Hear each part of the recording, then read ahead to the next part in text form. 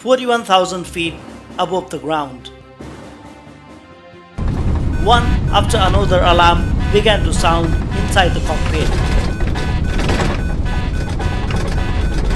One by one, both engines shut down.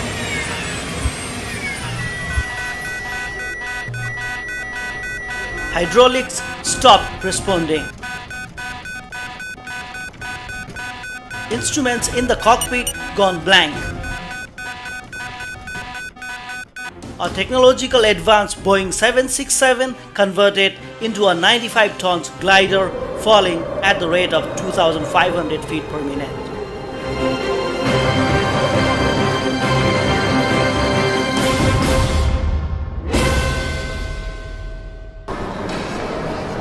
July the 23, 1983. Montreal Dorval International Airport, Dorval, Canada. A brand new Boeing 767 operated by Air Canada was on its regular passenger flight from Montreal to Edmonton with the stopover in Ottawa.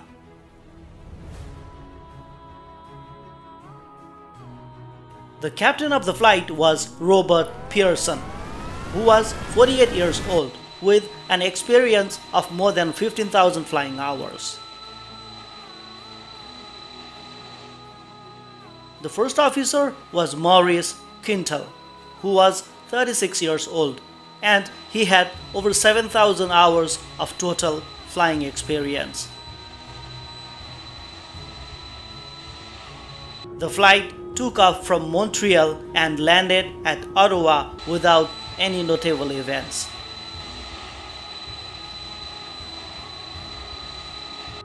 The flight took off with fuel gauges inoperative because of an electronic fault, and this was known before takeoff to the pilots.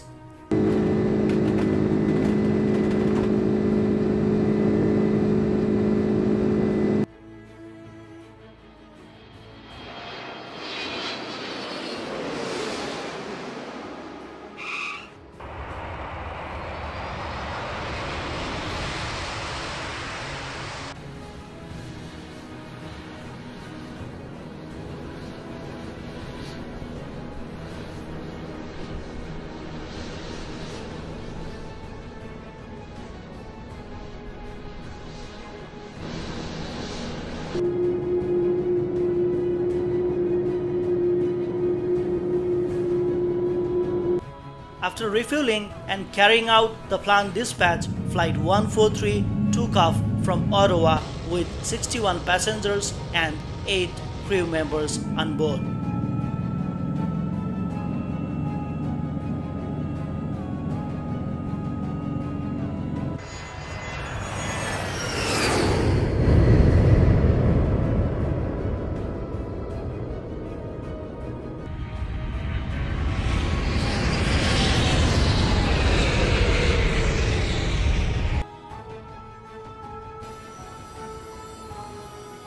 Flight 143 was cruising at flight level 410 over Red Lake, Ontario. Suddenly, the instruments in the cockpit warned of low fuel pressure in the left fuel pump.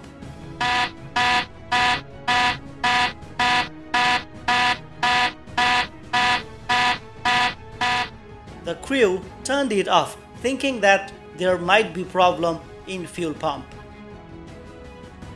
Within seconds, warning lights appeared, indicating loss of pressure in the right main fuel tank.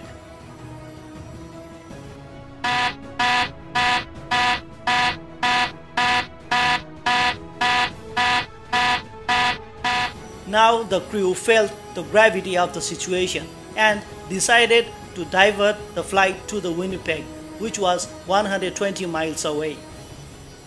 And they started to descend from 41,000 feet.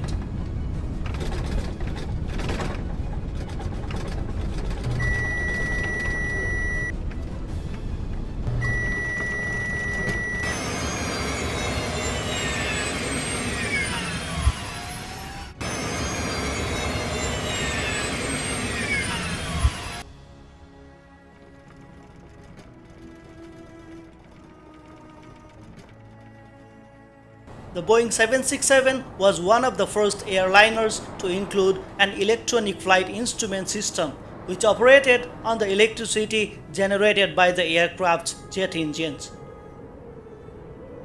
So all the electronic gauges in the cockpit gone blank, leaving only some standby instruments.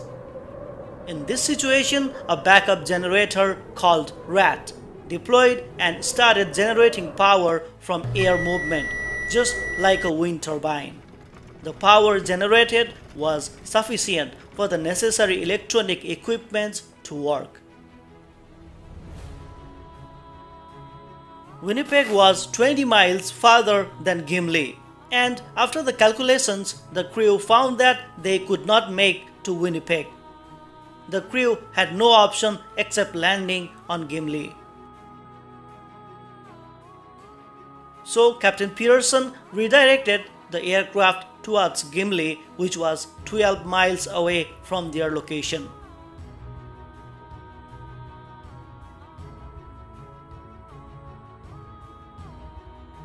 Flight 143 was at an altitude of 8,500 feet, and ATC informed them they are just 12 miles far from the runway of Gimli, which was too high.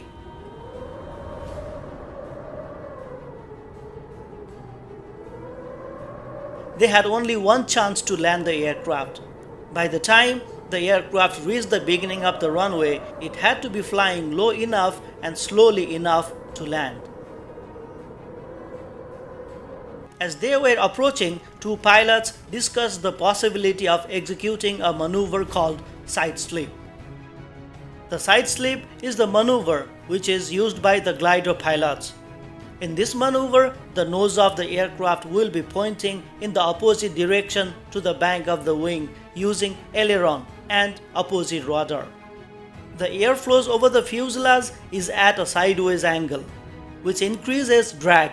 Then the aircraft slows down while descending. Now the captain's experience of the flying glider was coming handy in such a critical situation. When they came closer to the runway, they saw something unexpected. The far end of the runway from where the aircraft touched down has been adapted for use as a drag racing strip. Just beyond the strip used for racing, drag racing drivers and their families were staying for the weekend.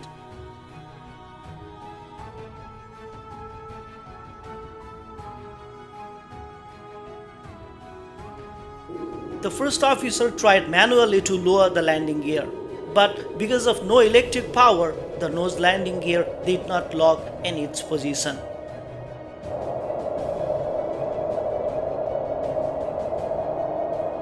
Flight 143 touched down the ground within 800 feet of the runway threshold.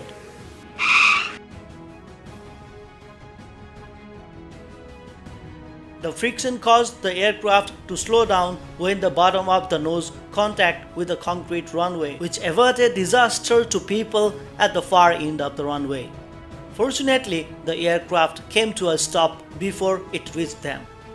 The passengers and crew were safely evacuated.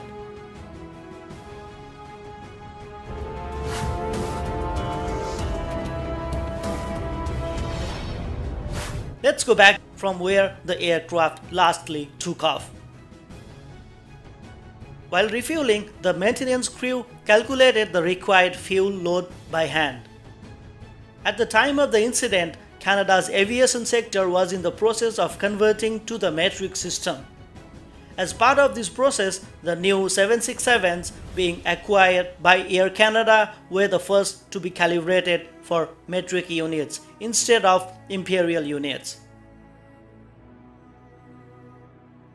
All other aircraft of the company were still operating in imperial units. At first, they dripped the tanks, and the flight crew calculated the total amount of fuel by using 1.77 pounds per liter as the specific gravity factor. This was the factor written on the refueler's slip and used on all the other planes in Air Canada's fleet. For the trip to Edmonton, the pilot calculated a fuel requirement of 22,300 kg. The use of the incorrect conversion factor led to a total fuel load of only 22,300 pounds rather than the 22,300 kg, which was approximately half the amount required to reach their destination. The Aviation Safety Board of Canada reported that Air Canada management was responsible for corporate and equipment deficiencies. Their report praised the flight and cabin crews for their professionalism and skill. They added that Air Canada neglected to assign clearly and specifically the responsibility for calculating the fuel load in an abnormal situation. It further found that the airline had failed to reallocate the task of checking fuel load. The safety board also said that Air Canada needed to keep more spare parts, including replacements for the defective fuel quantity indicator in its maintenance inventory, as well as provide better, more training on the metric system to its pilots and fueling personnel. This much for today. Please share your thoughts about the video and investigation report in the comment section. I hope you will give a thumbs up and subscribe to our channel. I will see you in the next video. Thank you for watching.